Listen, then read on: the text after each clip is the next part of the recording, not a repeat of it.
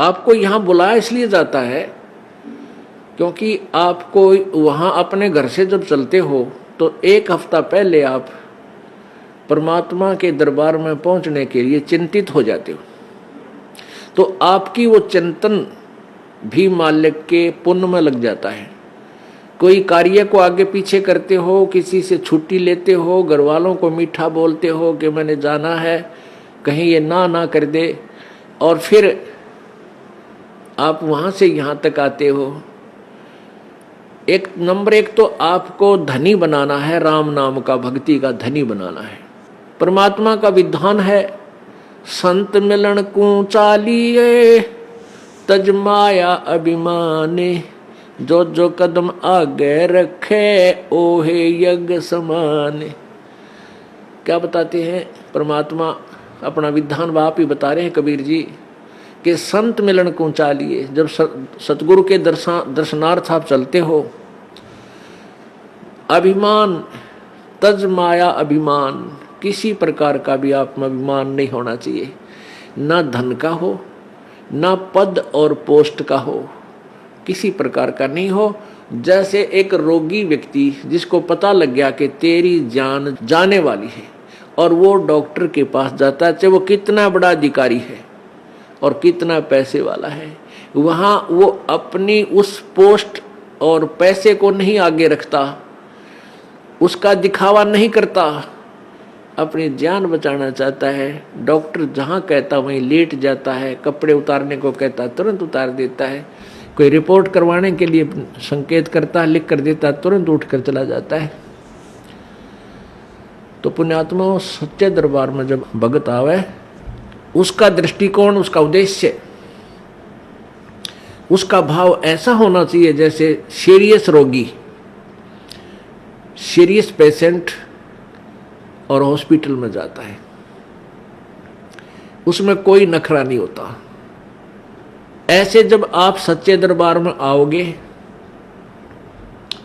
आपको कितना पुण्य मिलेगा कि जहां से आप चले हो यहां तक आने के जितने भी आपके कदम, यानी जितने कदम बनते हैं, इतने यज्ञ के तुल्य आपको पुण्य मिलेगा उसको जो या निष्कपट भाव से आता है और निर्भिमान होकर आता है। जैसे रोगी जाता है हॉस्पिटल में, तो यहाँ आपको बुलाने का उद्देश्य ये है, नंबर एक तो आप धनी हो जाओगे, पुण्य बढ़ेंगे आपके, और जो पैसा आपका खर्च होता है यहाँ किराए पे आने जाने में, ये भी आपके पुण्य में लिखा जाएगा, आपके धर्म में लिखा जाता है, ये पुण्य हो रहा आपका। तो जितना भी आप यहाँ परमात्मा के चरणों में आओगे, आपका पुण्य बढ़ेगा।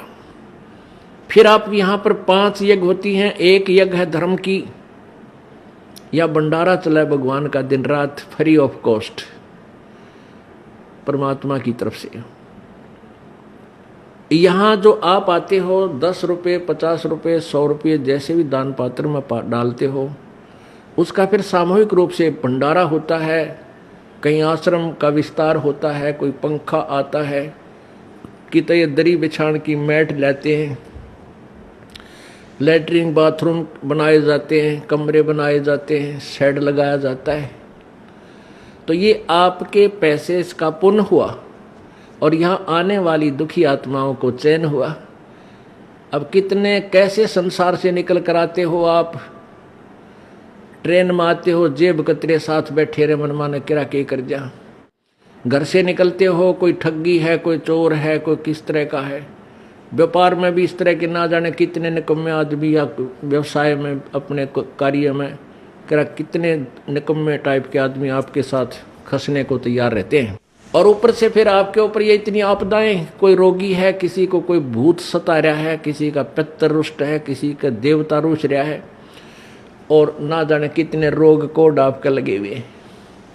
और वो प्राणी यहाँ आता है, उसको आते ही गर्म पानी मिला है नहाने के लिए, गरम गरम चाय तैयार मिला है, अपना बैटरी सी चार्ज हो जाती है इसकी, और फिर बिछे बिछाए मैट मिले, रजाई मिले भगवान के बच्चों को, और फिर आपको यहाँ अमृत ज्ञान सुनाया जाता है रात्रि के समय, सर्दी का मौसम, ये दिसंबर और जनवरी का महीना, इसमें ओढ़ कर रजाई शाम के समय और बैठे मालिक का ज्ञान सुने, परमात्मा का प्रसाद छक के और अपना, कितनी आत्मा प्रसन्न होती है।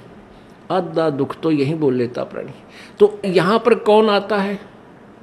यहाँ कोई खाना खाने नहीं आता, यहाँ को रात्रि को सोने के लिए नहीं आता, यहाँ तो परमात्मा के लिए वो प्यारी आत्मा आती है जो परमात्मा के अंश है, जो पिछले जन्मों से उनके चरणों में कहीं ना कहीं किसी ना किसी रूप में वो उनके साथ रहे हैं। अब वो पार हो नहीं पाया, भटक रहे हैं, उनको फिर परमात्मा अपने बच्चों को इकट्ठा कर रहा है किसी ना किसी माध्यम से, कोई टीवी से, चैनल से, या किसी पुस्तक से, या किसी मित्र से, रिश्तेदार से, भाई बहन से अपना संदेश भिजवा कर इनको फिर शरण में ले रहा है।